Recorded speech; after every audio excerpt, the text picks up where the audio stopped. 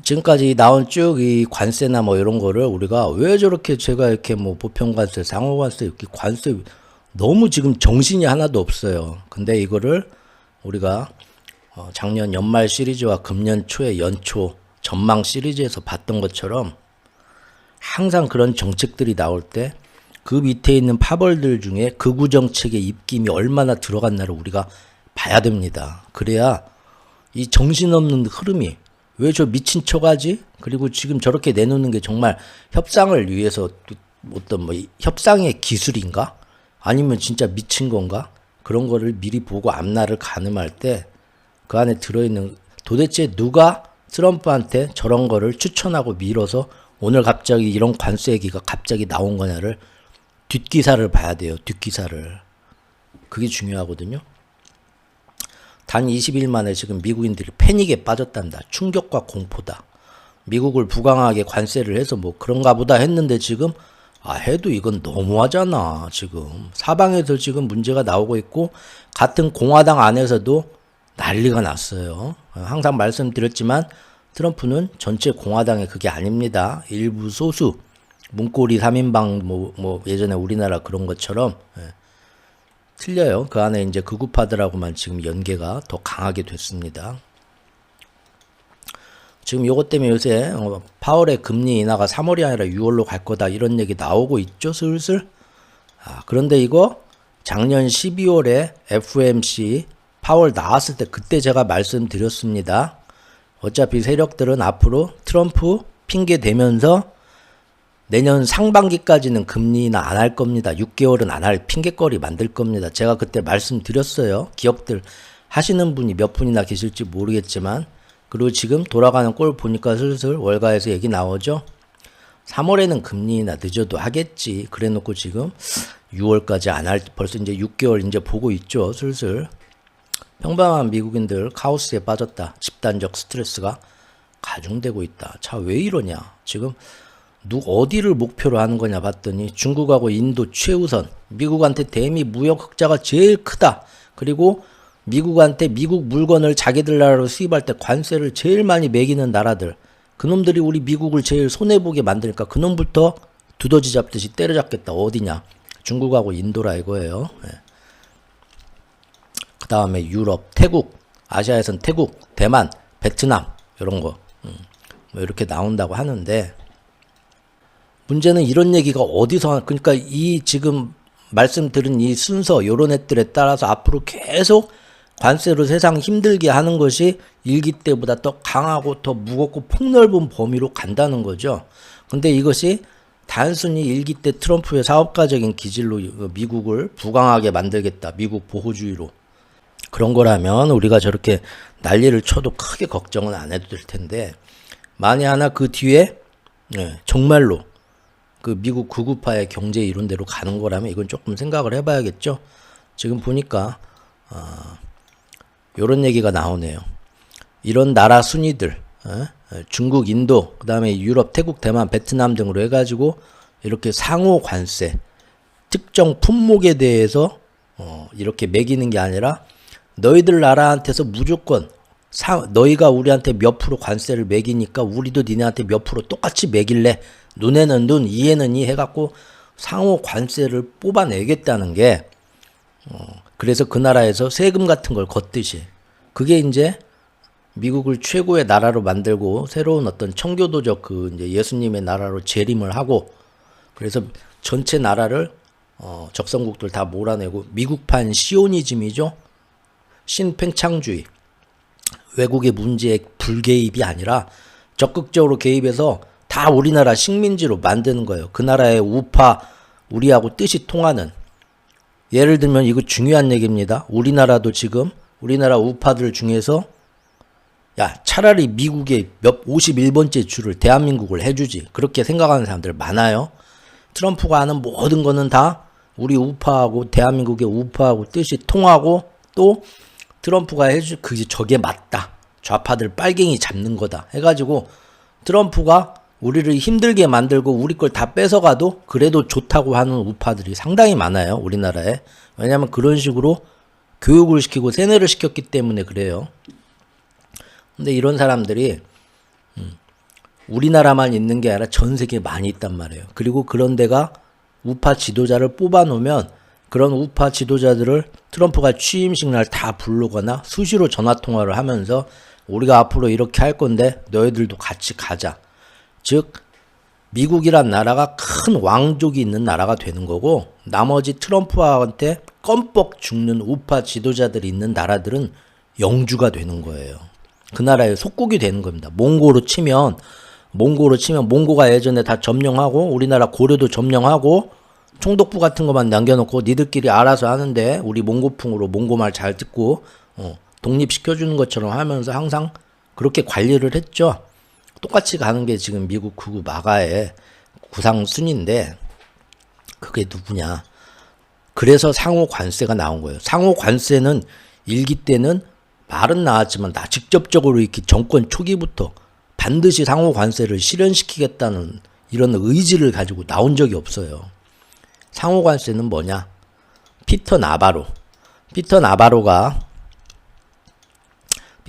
어떤 인물인가 제가 그때 카톡에서 회원분들 카톡에서 잠깐 언급했었죠. 그 트럼프의 가족 사업은 어떻게 되냐 누가 어떤 분이 물어보셔가지고 비트코인 얘기하면서 가족이 진짜 피를 나눈 가족을 얘기하냐 이방카부터 첫째 아들 둘째 아들 아니면 트럼프가 평소 나의 누구 마이 피터 하는 것처럼 그 옆에 진짜 트럼프의 가족으로라고 생각되는 지금 그래서 얼마 전에 일론 머스크도 트럼프 가족들이 사는 그 마러라고 대저택에 입주를 했었죠 얼마 전에.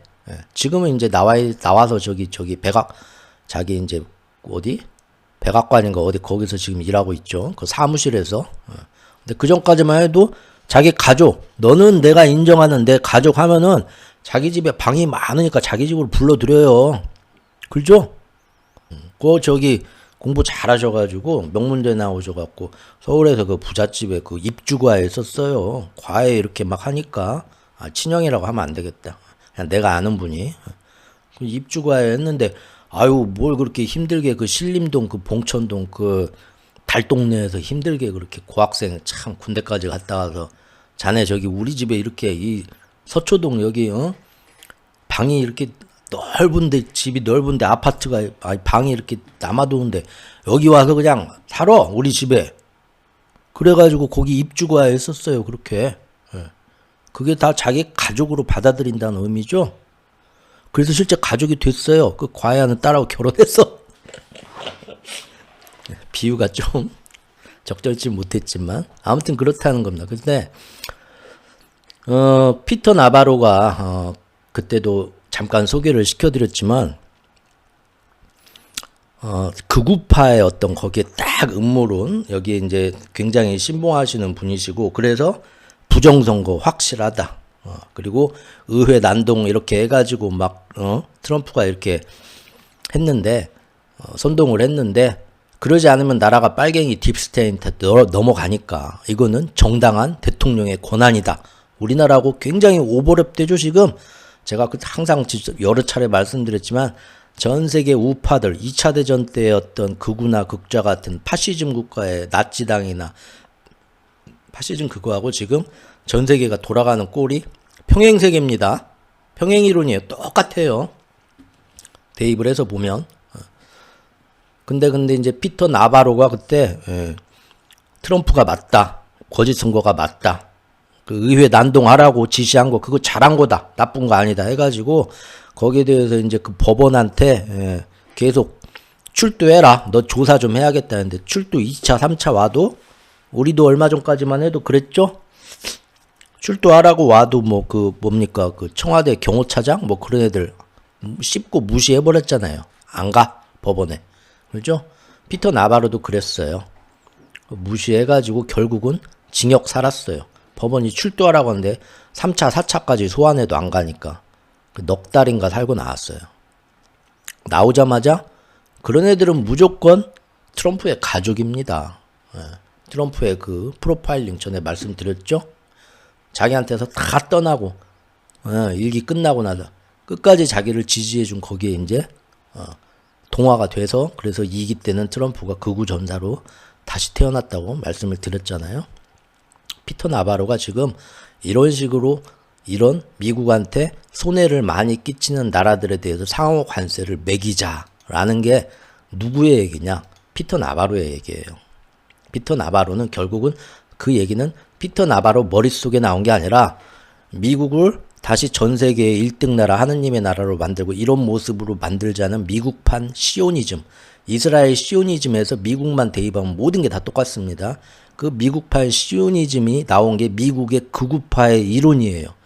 그 극우파의 이론을 트럼프가 만약에 이번에 2기가 되면 이런 식으로 미국을 만듭시다. 극우파가 생각하는 이상적인 시오니즘이 완성되는 미국으로 재건설을 합시다 해가지고 자기들이 경전을 만들었어요. 예언서 같이. 그게 바로 이겁니다. 헤리티지 재단. 헤리티지 재단에서 나온 프로젝트 2025입니다. 프로젝트 2025가 그런 거예요. 상당히 무서운 거예요. 미국만의 극우 나라를 전 세계에 다시 한번 만들자. 프로젝트 2025 계획인데 지금 얘기한 이 상호 관세가 어디서 나왔냐. 트럼프의 첫 임기에서도 잠깐 나왔었지만 결국은 이번에 2기 때 극우파하고 트럼프가 또 강렬하게 붙으면서 작년도에 대선 캠페인의 핵심 주제였다고 여기 나오잖아요.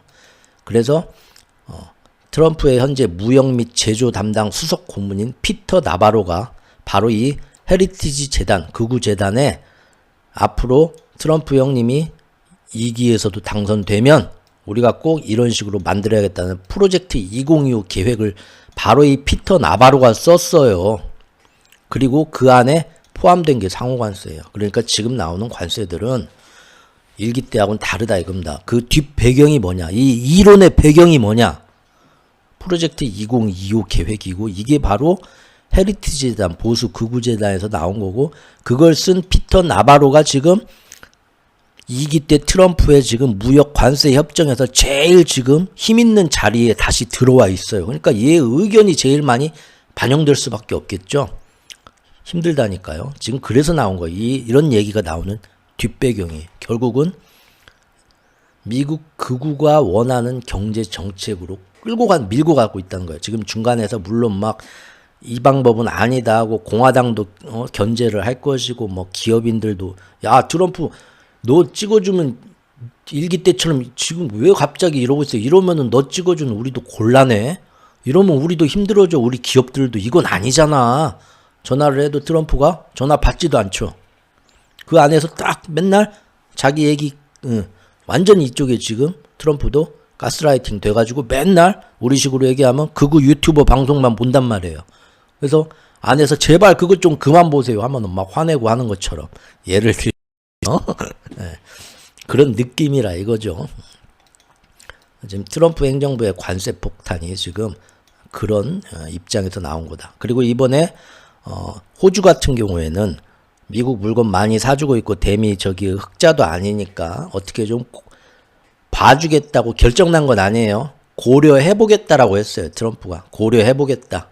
호주는 그렇게 얘기 나왔는데 바로 그 얘기 나오고 바로 이분이에요. 피터 나바로. 이분이 바로 말도 안 된다. 호주는 일단 미국의 알루미늄 시장을 죽이고 있다. 철강은 몰라도 알루미늄이 마음에 안 든다. 과도하게 공급하면서 우리 미국의 어떤 그런 알루미늄 산업을 호주가 다 죽였는데 나는 이거 도널드 트럼프 대통령이 뭐 호주를 좀 봐주겠다고 고려하겠다고 했다고요? 그건 아닌 것 같습니다. 우리 대통령님도 절대 그렇게 두지는 않을 겁니다. 이런 얘기를 하고 있어요. 그러니까 자기가 뒤에서 트럼프를 움직이고 마음을 바꾸게 만들겠다는 얘기고 그럴 자신이 있다는 거예요. 언론에 나와서 이렇게 떠드는 거는 지금 이 사람의 입김이 얼마나 큰가를 알 수가 있습니다. 맞죠? 그리고 또 이제 피터 나바로 말고 예전에 1기 때 행정부 무역정책 책임자였던 라이트하이저 전 대표도 그쪽 계통이거든요. 이 사람이 예전에 지난해 책을 한 권 썼어요. 자유무역이라는 환상. 예? 이것도 어떤 뭐 대단한 이제 극우 쪽 이론이 들어간 이 사람도 이제 그쪽의 이론에 나름 근간이 된 집대성 한 사람이겠죠. 이 책을 봐도 이 사람이 그래서 이 책에 나온 극우 서적 자유무역이라는 환상이라는 책에 지금의 트럼프가 시행하려는 보편관세 상호관세나 이런 흐름, 그래서 전 세계한테 세금을 다 일방적으로 걷어들여서 미국이 이런 나라로 새로운 나라를 만들어야 된다라는 그런 이론적인 토대가 지금 트럼프 행정부에서 밀고 있는 요 며칠 사이 왜 이렇게 정신없이 맨날 이 관세 저 관세 종류도 많아서 다 외기도 힘드네 이런 게 나오는 것이 다 어디서 나오는 거냐? 다 이런 책에 이미 나와 있던 이론이라는 거예요. 이게 지금 자유무역이라는 환상, 로버트 라이트하이저 이 전 대표인데 이 사람의 별명이 관세폭탄 설계자입니다. 관세폭탄의 설계자야. 지금 나오는 이 관세 정책들, 정신없는 이 정책들에 사실 이론적 근간이 이미 이 사람이 써는 책에 나와 있더라는 거예요. 지금 이미 이 사람도 트럼프 2기 행정부에서 미국 무역부 대표로 이미 지명이 돼 있습니다. 아니 1기 때 했었고 2기 때는 이 사람의 수제자가 하고 있어요. 이 사람의 수제자가. 제이미스 클리어 후보자가 바로 이 사람의 수제자예요. 근데 이 사람이 써낸 이 자유무역이라는 환상, 극우들의 어떤 경전, 교리, 성경 같은 거겠죠? 거기에서 주장하는 게 뭐냐면 악성 산업 정책으로 지속적인 대규모의 미국에 대해 무역 흑자를 기록하고 있는 저 나라들이 진정한 악당이다. 동맹이고 적성국이고 없고 저놈들이 악당이라 이거예요. 그래서 우리가 관세를 포함을 해가지고 그 나라하고 제대로 뭘 하면서 대규모 적자를 내는 정책은 이것은 그 전에 바이든이나 뭐 이런 게 했던 이런 정책들은 미국을 보호하는 게 아니라 오히려 그 반대다. 우리는 반대로 이런 중국이나 혹은 동맹이라 하더라도 미국한테 막대한 무역 흑자를 내는 나라들이 바로 우리 미국의 경제 시스템을 얘네가 파괴했다. 모든 잘못은 저놈들한테 우리는 이거를 되돌려야 된다. 이것은 독일 같은 우방도 마찬가지고 베트남에서도 마찬가지다. 이놈들이 다 불공정한 거래를 무역을 했기 때문에 미국의 시스템이 파괴된 건데 이걸 우리는 다른 방법, 다른 균형에 초점을 맞춰서 새로운 무역 체제를 만들어야 된다. 전 세계가 WTO에서 이렇게 합의를 본 이런 무역 체제가 아니라 자기들 극우들이 보는 무역 체제가 있어요. 이거를 전 세계가 아무리 반대하고 반발해도 힘으로 찍어 누르면서 자기들만의 새로운 무역 질서 체제를 만들겠다는 거예요. 이게 지금 아까 말씀드린 것처럼 프로젝트 2025 그 플랜 거기에도 나와 있고 또 자유무역이라는 환상 이 책에도 나와 있고 이 책에 주장됐던 극우들의 새로운 무역 경제 이론이 지금 나오고 있으니까 이게 그래서 제가 우려된다 하는 겁니다. 그리고 거기서 피해자로 규정한 건 어디냐? 다른 나라 놈들이 다 나쁜 놈들이고 그래서 우리가 피해봤다. 어디가? 지속적으로 얘네들 때문에 상당한 규모의 무역 적자를 기록할 수밖에 없던 바로 어디? 미국과 영국 같은 국가가 무고한 당사자다. 나와 있는 거죠. 어떤 사람들은 우리가 이런 무역 정책을 하게 되면 미국 안에 인플레이션이 다시 생긴다 이렇게 말하지만 그거는 우리 잠깐의 아픔이다. 궁극적으로 경쟁과 균형을 장려하는 시스템이 만들어지면 나중에 결국 미국한테 득이 되고 오히려 물가를 낮추는데 도움이 될 것이다. 이 사람 저자에 다 나와 있는 책에 나와 있는 거예요. 그러면서 결국 장기적으로는 미국한테 득이 되는 거지. 그거를 지금 잘못들 이해하고 있다. 이렇게 주장하고 있고요. 이 사람의 그 책에 나온 내용들을 좀 더 살펴보면 구체적으로 무역 흑자가 큰 나라들은 동맹이든 적성국이든 다 관세를 인상해버리고 그것마저도 3년에 한 번씩 3년 주기로 재평가해서 다시 또 매겨라. 미국 자동차 산업도 다 결국은 지금 요새 바로 저번 주인가 저번 주였나요? 오늘이 저번 주였나 저저번 주까지만 해도 그 스콧 베센트 재무장관이 중간에서 나와가지고 내가 트럼프 대통령 잘 설득했다. 이런 식으로 잘못하면 미국 10년물 금리가 너무 올라갈 수 있으니까 이런 거는 신경 쓰게 했고 뭐 이래가지고 시장이 그럼 관세나 무역 문제도 조금 부드럽게 돌아가려나고 기대를 좀 했었죠. 근데 바로 이번 주에 나오는 거 보면 정반대로 미국 극우파가 하자는 대로 다 하고 있죠. 정신이 없다는 겁니다, 지금. 그리고 지금 미국 안에 모든 그 뭐 연방 기구 다 줄이고 공무원들 모가지 자르고 하는 거 이것도 지금 전에 한번 잠깐 소개시켜 드렸지만 이런 것들은 정말로 뭐 재정 적자를 줄이기 위해서 미국 어떤 기구를 줄인다 한다면 정말로 쓸데없이 돈이 많이 지금 지출이 되고 있는 기구를 줄여야 되는데 지금 딱딱 그 뭐 USAID나 몇 개 지금 줄이는 거 지금 처음부터 칼날 들이댄 거 보면 그것들이 미국 전체 그 예산에서 차지하는 비중은 1%인가 밖에 안 돼요. 정말 그거 없앤다고 해봤자 당장 재정적자 지출에 큰 도움도 안 되는데 제일 낭비가 심한 큰 연방 기구부터 줄이고 공무원들 자르는 게 아니라 지금 첫 번째, 두 번째 이 칼날이 일론 머스크한테 시켜갖고 들어간 데가 어디냐면 바로 미국 구구파들이 제일 싫어하는 데예요. 저 나라는 예를 들면 그 맞는 비유인지 모르겠지만 우리나라가 이번에 뭐 비상계엄 하면서 선관위부터 치고 들어간 것처럼 걔네들이 그 미국 구구파의 이론에 있어서 저놈들, 저 지부가 제일 그 못된 빨갱이 놈들이 있고 미국한테 제일 그 딥스테이트에 가장 관련된 놈들이 저기서 있는 놈들이야. 거기부터 치고 들어간 거예요. 그래서 월스트리트 저널이 보수 채널인데도 불구하고 트럼프의 이런 기행들을 정부 안에 정부라는 이른바 딥스테이트 관료체제를 부수는 일로 그 사람들은 중요하게 생각하고 있다. 정확히 찝었죠, 지금. 요즘 어제 오늘 사이에 지금 재밌는 게 이런 얘기가 나오더라고요. 트럼프의 이란 공포가 컸다. 근데 이것도 우리나라 뉴스 YTN이나 뉴스 채널 몇 개 나온 거 보니까 실제 작년 그 트럼프 그 선거 운동 중에 이란이 진짜 트럼프를 암살하려는 시도가 있었다라는 거를 기정사실로 이렇게 막 얘기를 하다. 그래서 제가 우리나라 뉴스들 안 봅니다. 그냥 제가 글로 써진 여러 기사들을 다 이렇게 그냥 살펴보지, 그 엉망으로 이렇게 전달하는 우리나라 그 뉴스 TV는 안 본 지 제가 정말 오래됐습니다. 거의 20년 가까이 되는데 엉망이에요. 그런 식으로 하면 안 돼요. 진짜 이 내용은 뭐냐면은 여기 기사를 제가 링크해서 갖다 놨는데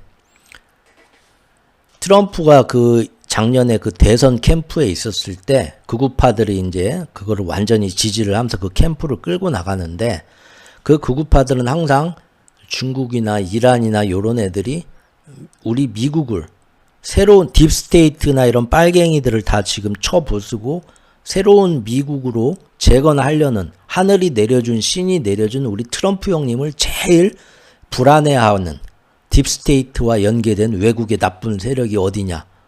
그런데 이제 중국이나 이란으로 거기선 보고 있거든요. 그래서 우리 트럼프 형님 귀에도 막 총알 맞고 지금 난리 났는데 이거 가만 두겠어요? 이란 놈들이 어떻게든 우리 트럼프 형님 당선 안 되게 하려고 우리 대선 기간 내내 그 놈들이 우리 지금 암살하려고 할 거예요. 그 안에서 계속 나오던 얘기였어요. 극우 캠프 안에서. 마치 우리나라 그 극우 캠프 안에서 지난 3년 4년간 부정선거는 확실하다 뭐 어쩐다고 계속 자기들끼리 그 생각을 키운 것처럼.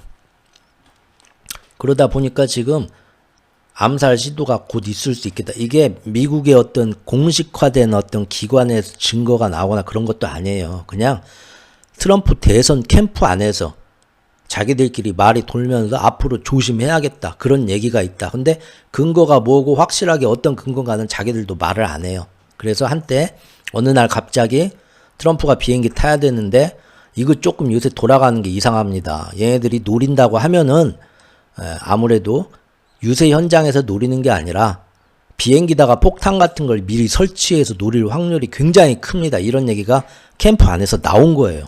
그러니까 트럼프도 찔리는 게 있죠. 트럼프 일기 때 이란의 그 영웅이었던 그 어떤 그 사령관을 미국 군대를 시켜갖고 드론으로 죽여버렸어요. 자기가 먼저 죽였어요. 그래서 이란 사람들한테는 거의 이순신급이었거든요. 그 사람이.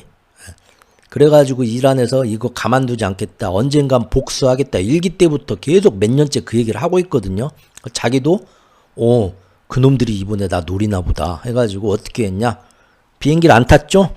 비행기를 안 타고 중요한 자기하고 그 정말 수족 같은 몇 명은 비행기 탄다고 말해놓고 직전까지 안 타버렸어요. 그리고 그 안에는 공동 선거관리위원장, 우리로 얘기하면 한동훈 같은 애들 몇 명은 타고 있었어요. 그리고 비행기를 띄웠어요.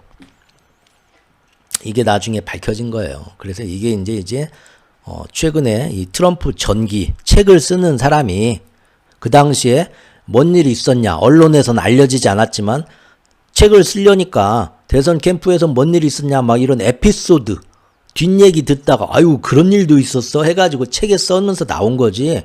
이게 절대 그 당시 이란이 정말로 작년에 트럼프를 대선 캠프 그 선거 운동 기간 중에 죽이려고 했다라는 어떤 공식적인 어떤 정보의 어떤 그런 것도 없고 근거도 지금 나오지 않았습니다. 단지 트럼프 극우 세력들의 항상 그 자기들 머릿속에 꽉 찬 자기들만의 그게 있어요. 거기에서 틀림없이 이번에 트럼프 저기 비행기도 딱 보니까 요 며칠간 앞으로 대선 때까지 비행기 타고 이동하는 게 몇 번 남았는데 틀림없이 그 중에 하나 노릴 것 같아요. 해가지고 자기들끼리 막 그거를 캠프 안에서만 오직 그런 식으로 겁을 내면서 트럼프를 미끼를 쓰자, 비행기 미끼를 띄우자 한 거예요. 그래서 나중에 그게 그 캠프 안에 그 비행기 탔던 사람들은 몰랐죠. 한동훈 같은 애들은 그 내리고 나서 엄청 섭섭했겠죠. 왜 섭섭해요? 여러분들 생각해 보세요. 캠프 안에서 그런 얘기가 돌았으면 자기들도 다 비행기 못 타게 했어야지. 비행기 안에 그 암살하려는 세력을 속이려고 실제 사람을 거기다 다 태우고 트럼프하고 친한 두세 명만 빠졌다는 거예요. 니네는 폭탄 터져 죽어라 하고. 만에 하나 정말로 그런 일이 생겨서 폭탄이 터져 비행기가 터졌으면 그걸 선거에 이용하려고 했겠죠? 봐라. 내가 당선되는 게 싫어서 어떤 놈은 내 귀에다가 총알 쏘고 어떤 놈은 내 비행기를 폭발했다. 그러면은 선거가 그냥 갑자기 그냥 미국 사람들이 뭐 90% 뽑아줬겠죠? 트럼프를. 그러니까 그 비행기에 와 나는 미끼가 돼서 그냥 죽으라는 얘기였네. 굉장히 서운했다는 그 후문이 있습니다. 사실은 그렇게 된 거예요 지금. 근데 우리나라에서는 뉴스를 이상하게 전달하고 있더라고요.